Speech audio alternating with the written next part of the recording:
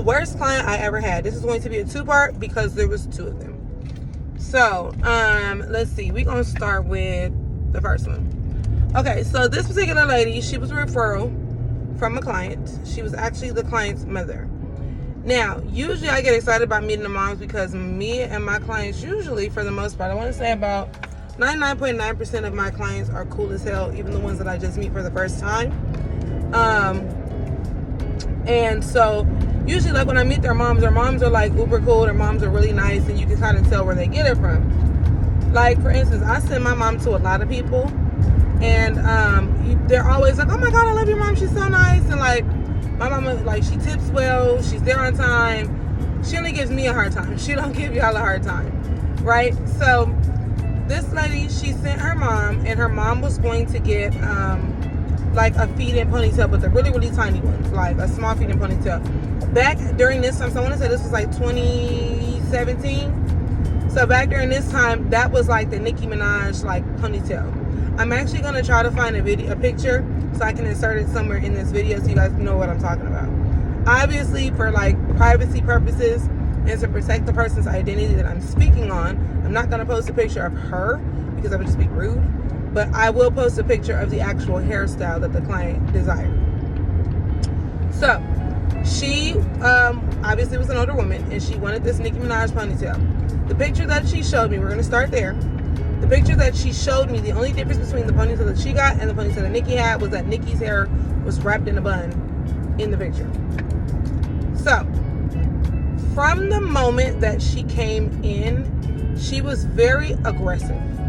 Like, you know, there's some people where they don't even speak, but the energy about them, it just radiates like, rah. That's how she was. So I remember this particular day, I did have my son with me at the time. I only had him. Didn't have the other kids at the time. I want to say he had to be about like 3 or 4. But he at that time was very easy to deal with. Like, if you just gave him like some snacks and a tablet, he would literally like sit in the same spot all day unless he had to go to the bathroom. So the lady comes in, and I remember, like, she complimented the shop. Mind you, this was not my salon. This was someone else's salon that I was working out of. She compliments the shop, and then she, like, pans over to, the lady had, like, this futon. And the futon was a little beat up, but, like, what do you expect when there's always people sitting on it, right? So she comes in, and she's like, oh, what a beautiful shop. And she was like, what's up with the seating over there? And I'm like, well, what do you mean? And she was like, well, it's all raggedy and beat up. Like, she don't plan on getting a new chair.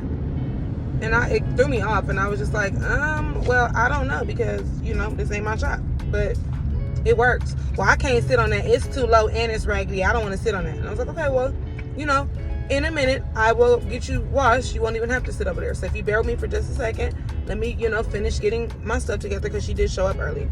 Let me finish getting my stuff together, and I got you. So while all of this is happening, because mind you, I forgot to mention that there were 2 people that came together. I don't remember if this was like a friend or like a little sister. I don't remember. Now we're just gonna call it a friend because I just don't remember. But the friend, the other lady that was with her, she really didn't really say much, but she would obviously converse with her. So while I'm like, you know, setting up my area and separating her and stuff, she is talking to her. And I think Stink came out. I remember that place had a back room. So when Stink was there, he would like kick it in the back room. So he came out from the back room, and he asked me for something. And the lady was like, oh, that's your baby? And I was like, yeah, that's my son. And she was like, oh, well, I got my notes here because, you know, I don't want to be jumping around and be all over the place. I want to just tell you guys the story. And the way that I tend to talk, I will kind of talk in circles when I'm trying to remember something. So after she asked me if that was my son, I said yeah. And she asked me how old he was. And I told her, oh, yeah, he's 4. And she was like, oh, well, where's his dad at? And I was like, excuse me? She's like, well, you're at work. Like, you shouldn't be having to watch him and go to work. Like, where's his dad at? You don't have any help? And I was like, well, it's the summer, and all my help has jobs. So, and I'm trying to find him a daycare. Now, in another video, we spoke about, like, boundaries and when clients get too personal. And obviously, at this time, I was not in a place where I had, like, the balls, per se, to like speak up for myself and be like, bro, I'm here to do your hair, you know, whatever. So I would just answer the questions. But I always have had this thing about me where I can't control my face, And if something is dumb to me, I have a way or a tone about me that will get you to kind of feel like, okay, maybe she thinks this is dumb. Because I'm very matter of fact. That's just kind of how I am anyway. So like, to me, if something is dumb, I'll just be like, what? Okay. Or I'll just kind of blink and act like I didn't hear you. So she asked me that, and I was like, well, it's the summer. Like, you know, I'm looking for him in daycare. We just moved back here. You know, is that a problem for you? Because he doesn't seem to be bothering you. He came to ask me a question.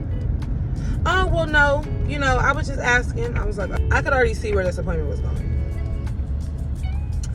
Like I said, back then, I struggled with boundaries, and I struggled with politely declining people. And even though I'm an LA baby and I'm from LA, I've always been a little intimidated by women like that, because you can't even, like, if they sneeze and you don't tell them bless you, they be ready to fight you, you know? I haven't even started her hair yet. So imagine, I'm supposed to be stuck with this lady for the next 4 hours, and this is what she's starting with in the first, like, 5 to 10 minutes. So I get her, like, washed or whatever. So I'm ready for her. I wash her. You know, wash was fine. She didn't complain about the wash. I get her in the chair. She didn't complain about the chair. And I start to braid her hair. Didn't have any issues. But of course, you know, as a stylist, your clients are going to want to talk to you. Now, usually, just like you guys would have to be comfortable to speak to me, or depending on the conversation, it's obviously the same with us. Like, we create a safe space for each other, right? And so because she had already kind of rubbed me the way she rubbed me, I was just already in the mind state of like, let me get this lady out of here. Let me put on a movie or something, put some music on or something. Let me just knock this out real quick, get her up out of here, and I don't have to deal with it after that, right? So she could care less about any of that shit being on. She is going to talk to me. Okay, fine, no problem. I honestly was hoping that by the way that I was responding to things, that she would kind of take a hint and change the conversation, and she did not. So she asked me like, oh, like, is that your only kid? And I was like, yeah. And she was like, well, you know, like, how old are you? Ain't you almost 30? Like, your clock is ticking. Girl, what? After all of these years of doing this, that a lot of the time, people don't know what to say to you, so they want to talk to you, so they just say whatever the fuck they're thinking. And they don't even give a shit about it being stupid or it being too personal or them imposing. They don't give a fuck. They just want to talk to you. And instead of going, oh, you know, I love the color of your salon, they just want to fucking question your uterus. I don't know. So anyway, so she gets to asking me like a whole bunch of questions, personal questions. You know, oh, you know, your clock is ticking. Like, girl, I think at that time, if my son was 23, it was 3 or 4. I was 26, 27. Like, girl, what about yourself? Yeah, I'm not even gonna say that. I'm gonna stop because I was gonna say something and it wasn't polite. But anyway, so then like she's studying my kid hard, y'all, like hard. She's like, are his ears pierced? And I was like, yeah. You pierced both of them? Mind y'all know how old school people are. Like, because my dad threw a fit too when he found out I pierced both of my son's ears. And she was like, oh, you pierced both of them? I'm like, yeah. She's like, well, why are his ears pierced? Girl, why are you questioning my kid? After all of this, so after enduring this lady, because that's literally what it was, after enduring this lady for 4 hours, I finally finished her hair. Mind you, I wasn't done with her. I still had to do the friend. This was just me being done with her in my chair. I still had to deal with this lady for like another 4 hours because I had to do her friend hair. So after I finished her ponytail, y'all, she looks at the ponytail and goes, this is not what I asked for. What did you ask for? So she proceeds to pull up the picture. And she goes, well, I wanted it like this. You didn't braid it like this. I said, ma'am, literally the only difference between what you're seeing in the picture and what you're seeing on your head is that she has a bun. I said, did you not say that you didn't want a bun? Oh, yeah, never mind. I don't want a bun. And I said, you know, just so that you're aware, the way that I do my ponytails, I don't sew them down or anything. I just use rubber band when I put it in the ponytail. So if you want a bun, even after the fact, you can still like wrap it in a bun and just put a rubber band on it and you're good to go. No, it's okay. I don't want a bun. I was just like, you know what? Well, that was the worst client that I've had, part 1. I'll go back. I'll do part 2 in a little while. Bye.